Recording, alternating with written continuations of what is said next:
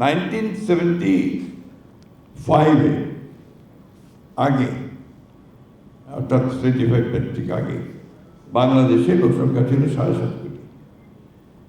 খাদ্য ঘাটতি ছিল প্রায় 28 লক্ষ টন খাদ্য ঘাটতি।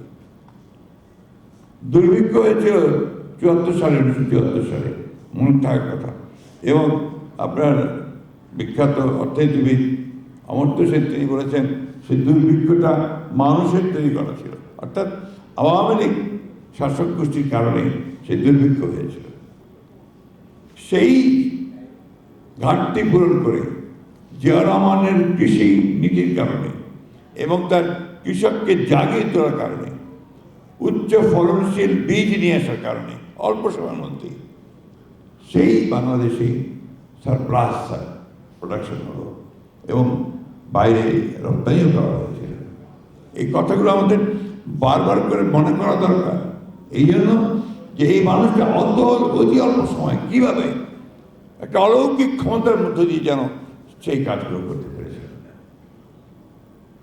আমার মনে আছে সেই সময় ইরাক এবং কুয়েতের মধ্যে একটা যুদ্ধ হয়েছিল, তাই না?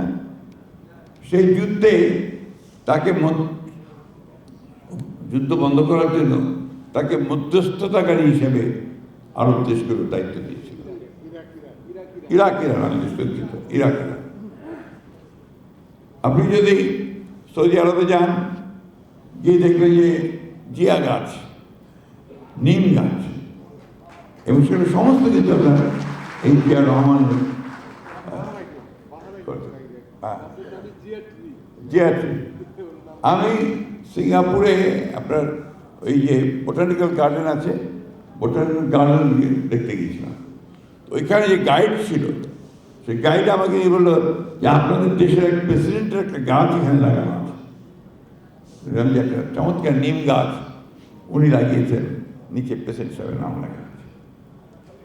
এই যে মানুষটি এত অল্প সময়ের মধ্যে সমগ্র বিশ্বের দৃষ্টি আকর্ষণ করে ফেলেছিল। আমাদের মাহমুদুল্লাহ সাহেবের একটা বই আছে তার উপরে, political biography of Zia Rahman. ওইখানে শেষের দিকে, প্রচ্ছদের শেষে, তখনকার যে অ্যাম্বাসেডার উইলিয়াম বি বাইনাম, তার একটা কমেন্ট আছে।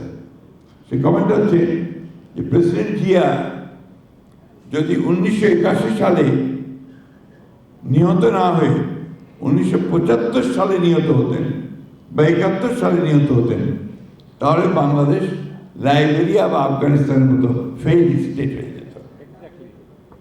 এই যে বিষয়গুলো, এই বিষয়গুলো কিন্তু আমাদের মনে রাখা দরকার। কি ছিল এই মানুষটার মধ্যে, যে মানুষটা এত অল্প সময় সমগ্র পৃথিবী মানুষ, বাংলাদেশের মানুষ সকলকে উজ্জীবিত করেছিল। আমি বক্তব্য দেবেন আগেই বলেছি, শুধু একটা কথা বলে শেষ করতে চাই।